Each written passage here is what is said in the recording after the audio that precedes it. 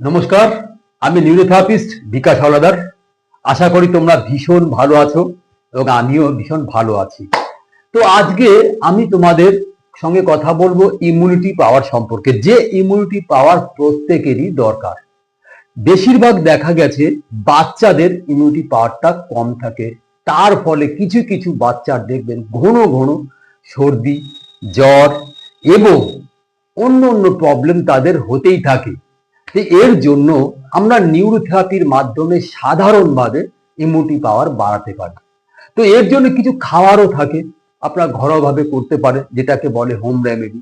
যেমন ধরুন আপনারা খেতে পারবেন, প্রত্যেকটা বাচ্চাকে দেখবেন সকালবেলা যদি একটু নিমের 2-3টে নিমের পাতা কিংবা তার রস, এছাড়া যদি একটু হলুদ দিতে পারেন, যেটাকে টারমেরিক বলে ইংলিশে।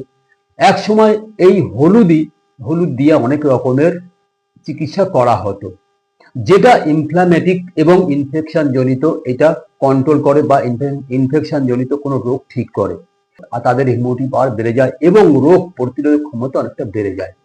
এর সাথে যদি নিউরোথেরাপিও খালি করেন, যে কোনো কিছুই পাচ্ছেন না, তাহলেও ইমিউনিটি পাওয়ার বেড়ে যাবে।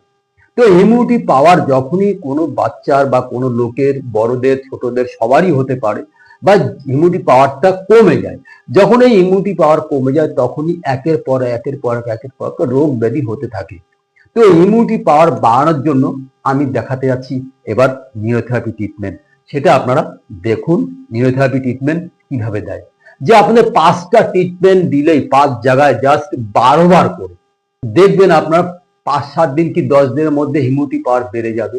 সেই বাচ্চাটির যেভাবে তার বারবার সর্দি কাশি হচ্ছিল, বারবার তার প্রবলেম হচ্ছিল, সেইটা কমে যাবে এবং নিউরোথেরাপি ট্রিটমেন্ট দিয়ে ইমিউনিটি পাওয়ার কিভাবে বাড়ানো যায় আসুন আমরা দেখে। হচ্ছে গিয়ে আপনি এই যে কুচকি আছে, এই কুচকির এখানে থেকে আপনি একে ডলবেন। যেমন ধরুন এইভাবে ডলবেন। 1 2 3 4 5 6 7 8 9 10 11 12 এই কুচকিতে ডললেন।